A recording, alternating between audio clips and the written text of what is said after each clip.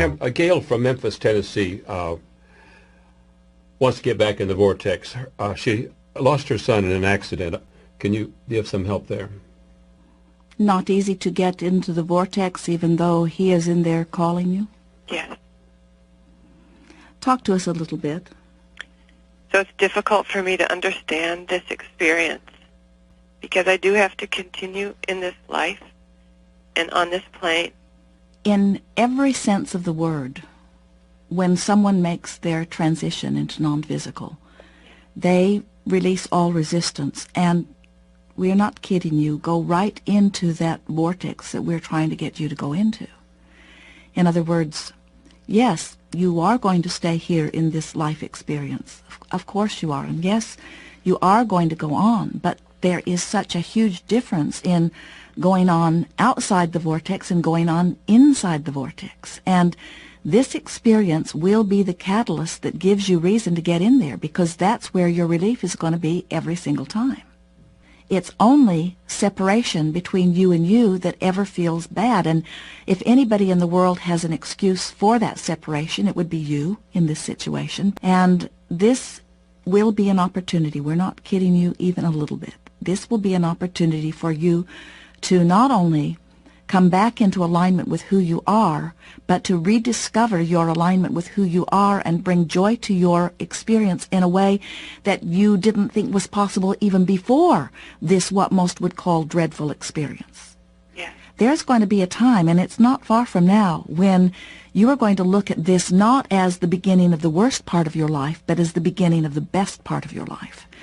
And people who don't understand non-physical, who don't understand the eternal nature of who you are, who don't understand that there is no death, they would think that this is a crazy conversation, because how could a mother ever find joy when something this unpleasant has occurred? Yeah. But we want you to know that coming into alignment with who you are is a more likely experience now than before. Because now you have a reason beyond all other reasons put together to come into alignment. So how to get in there? Well, first, it helps, and this is where your son comes in. Yeah. It helps to know that if you want to have a sensation of his presence, Yeah. you got to be in there, because he won't come out. Yeah. And if you want to have a consistent stream of satisfying thoughts about him, you got to be in there, because those thoughts aren't going to rendezvous with you outside of that vortex either. So this will be the impetus that not only calls you in there easily, but causes you to be in there. An advantage and an alignment of energy and a coming home and an available acknowledgement. There is so much benefit for you that you can't quite find, but it is our promise to you that you will. But it's so difficult for me to think that somehow my vibration would have brought this to me. You know what I'm saying? But that's because people have got so crossways of the death experience. Yeah. You call death a bad thing. You forget that you are eternal. You say things, you forget there's a lot going on here. You forget that you are non-physical energy first and foremost. You forget that you are eternal beings, and that life will continue to be for you as it continues to be for your son. This son has made a transition into non-physical, which only means to you that there is no resistance in his vibration whatsoever. He is permanently, as far as the non-physical part of him and the access that you now have, in that vortex. And when you get in there, you will not only rendezvous with him, you'll rendezvous with the whole of that which is you. And so you're saying that when I am in, that bond can strengthen and grow with my son? Yes, we are saying that you will have recognition that you are in communication. You will have, it's like having your own personal connection with someone like Abraham. Yeah. And reason to do it. And you will discover that there is, from the non-physical vantage point, there is no separation, that all separation is what physical beings put there. In other words, you're communicating with us, and we're not physically focused. And you say, oh, yes, but Esther is making the connection. And we say, yes, but you don't need Esther to make the connection. Right. You see, and yet you accept this as a valid experience. There are plenty around the world who don't. But anyone who's up close to this can feel the power of this. Yeah. When you come into alignment with who you are, you know it. And anything less than that is just not enough. And this is the agreement that the two of you had coming in. You said, we're going to figure out a way where I can remain physically focused and consciously come into the alignment with who I am. I'm going to get into the vortex while I remain in my physical experience, and my son will get into the vortex while reemerging into non-physical. And together we will collaborate and help people understand that this death thing is not what they have been making it out to be. It's not a time of sorrow, and it's not a time of endedness. It's a time of continuing to be. The consciousness that is that which is you, the eternal nature of your being, does not cease to be, and your son has not gone away. Because there's some that would say that it is healthy and good to go to the depth of the grief and to squeeze it out of my vibration by expressing it and feeling it and going there. And so what they're saying is, get outside the vortex and suffer for as long as you can while you're being out there, and then when you get in it, you'll feel a big difference. I see. Yes, and that seemed to be in contrast with everything I've studied with you. It could not be screwier. Okay. But when you're outside the vortex, it seems like a good idea. Yeah. Because outside the vortex, all kinds of screwy things seem like good ideas. So if this was a decision, a pre-life decision, then I could look at whatever might unfold to be of great service to those around me. And well, we'll tell you what it is right now, and you can watch it unfold. But what it is an understanding that there is no death, no separation. Okay. That's what this is about, and this is what you will come to understand and learn to verbalize in ways that will be extremely meaningful. There are so many people who stand in fear that something like this will happen to them, and use that as their reason to not be in the vortex, or who have things like this that happened and use that as their excuse to not be in the vortex, so that the people who really experience the death experience are those who are still alive and suffering the absence of their loved one. That is so big, you see, because you can do something about that. You can't do something about the other, but you can do something about that. I accept that my son has reemerged into non-physical and is clearly in the vortex, in this new vernacular that Abraham is offering. Tuned in, tapped in, turned on, no resistance. And I want more than life itself, because it is life itself, to be in alignment with who I really am, and therefore in alignment with him. But if I get happy and get in the vortex instead of being out here suffering like a good mother should, then aren't I doing something wrong? And we say, have you ever heard anything screwier ever?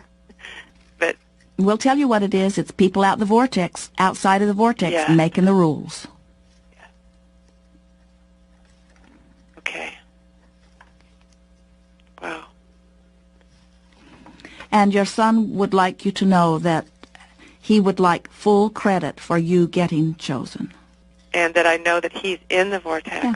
And so for me to get in it is the only way I can stay connected to both him and to me. There you go. And he's not coming out, so why should you? Right, Good. right.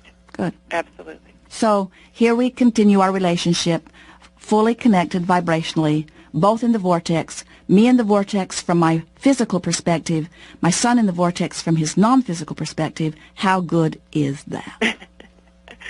Wow. Yeah. Well, it's the first time I've laughed in about a month and a half. Well, there is much more to come. We've enjoyed this immensely. Thank you so much. Yes, indeed.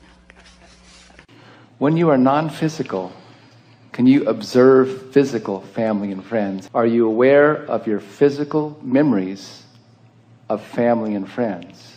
Yes, but only the positive ones. In other words, when you reemerge back into non-physical, you leave behind all doubt and fear and worry. And you become this non-physical energy that knows only well-being. But yes, of course, you know them. You know them well. You know them intimately. Do I still know about when I'm not physical? Do I still see my children if they're still physical? Yes, of course. Yes, of course, but let's talk about this from every vantage point that we can think of here. So let's say that you've made your transition into non-physical, and your question is, will I know my children? And we say, of course. Of course, you have full view. You have full view of everything from your physical vantage point also, although you often assume vibrations that preclude you from many wonderful things. But once you have reemerged into non-physical, you'll have full view of anything that you want to give your attention to. The thing that we want to emphasize is that having withdrawn from the physical, you will have left behind all resistant thought. And so in your pure state, in your source-like state, what you see will only be well-being, no matter what they are living. In other words, you will assume the identity of source energy, helping to call them toward who they really are and what they are really wanting. Often when you are moving around in your physical experience, don't you feel the presence of those dearly departed? And what we want you to realize is that you have access to them. So let's say something's going on and you are really, really asking for a solution. And you are aware that someone has made their transition and you have an expectation that they will help you. Well, you've accomplished two things right there. You're asking with greater poignancy than usual, and you are listening with an expectation of receiving an answer. And often you can receive very powerful guidance because of your awareness and expectation of the non-physical help. We've noticed that very often when someone important to you has made their transition and you are feeling the normal human sense of loss and sadness, you don't have access under those conditions to the clarity and the power of their new dynamic energy. But when you are distracted from something that makes you feel that discomfort, and you are having a moment of alignment, very often in that moment of alignment you sense them fully.